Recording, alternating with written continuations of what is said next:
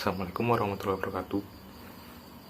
Kali ini kelompok kami akan mempresentasikan materi yang berjudul perencanaan dan penganggaran.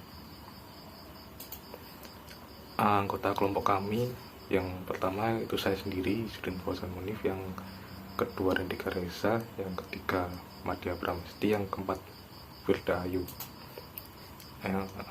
Teman-teman, tujuan perencanaan dan penganggaran. Sistem perencanaan dan penganggaran sendiri memiliki 4 tujuan utama, yaitu 1. Perencanaan, yang kedua koordinasi, yang ketiga fasilitasi pengawasan manajemen puncak, yang keempat motivasi. Siklus perencanaan. Yang pertama, perencanaan strategis. Yang kedua, penganggaran modal, dan yang ketiga, penganggaran atau operasional. Perencanaan strategis mencakup proses yang relatif luas mengenai misi, tujuan, dan arti dari misi dan tujuan terbaik organisasi yang telah dicapai atau yang dapat dicapai.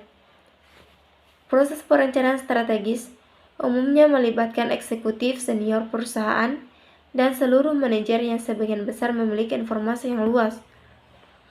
Kemudian, pada penganggaran modal.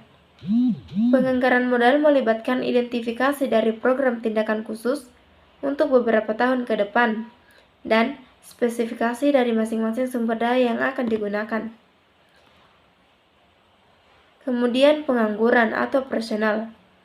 Pengangguran operasional atau pengangguran jangka pendek melibatkan persiapan perencana keuangan jangka pendek, sebuah anggaran, dan juga biasanya untuk tahun fiskal berikutnya.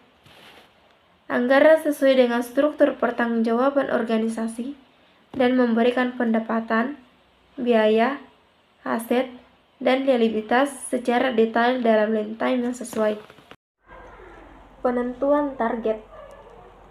Target kinerja yang paling umum digunakan pada level manajemen dan organisasi laba yang muncul selama proses penganggaran tahap akhir dari perencanaan 3 siklus penuh merupakan hal yang lumrah dalam keuangan. Adapun 3 tipe target kinerja keuangan. Yang pertama, target berbasis model, historis, dan negosiasi. Kemudian yang kedua, target tetap versus target fleksibel. Dan yang ketiga, target internal versus target eksternal. Yang pertama, target berbasis model bisnis dan negosiasi. Pada target kinerja ini dapat diturunkan dalam model kuantitatif dari kinerja yang seharusnya dijalankan. Kemudian, berdasarkan pada kinerja historis dan juga diturunkan dari proses negosiasi antara manajer bawah dan manajer level atas. Kemudian, pada target versus target fleksibel, cara lain untuk membedakan target adalah ketika berada dalam istilah target tetap atau fleksibel. Target tetap tidak berubah selama periode waktu yang diberikan. Dan yang ketiga, target internal versus target eksternal. Hampir semua proses perencanaan dan penganggaran melibatkan pendekatan penetapan target yang berfokus secara internal. Nah, adapun 2 penetapan target kinerja keuangan umum. Yang pertama, target kinerja harus menjadi seberapa menentang. Kemudian, yang kedua, meningkatnya komitmen manajer.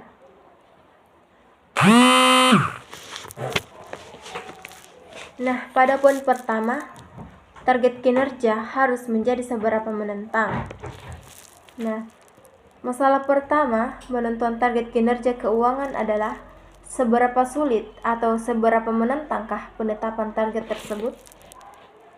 Nah, untuk tujuan perencanaan, target anggaran seharusnya menjadi perkiraan terbaik yang tidak baik.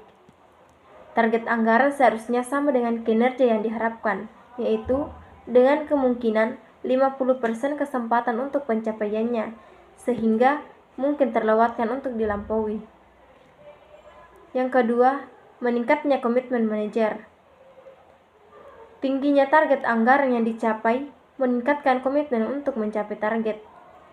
Sebagian besar manajer beroperasi pada kondisi yang tidak pasti maka mereka akan dipengaruhi oleh berbagai kondisi yang tidak dapat dipastikan. Praktik perencanaan dan penganggaran. 1. Proses perencanaan dan penganggaran penuh dengan politik dan gambling. 2. Hanya menghasilkan peningkatan pemikiran. 3. Memusatkan kekuatan dalam organisasi dan memutuskan inisiatif. 4. Memisahkan perencanaan atau pemikiran dari eksekusi pelaku. 5. Menyebabkan terlalu banyak biaya dan manfaat yang terlalu sedikit. Sekian, terima kasih presentasi dari kelompok kami. Ya, selamat kembali.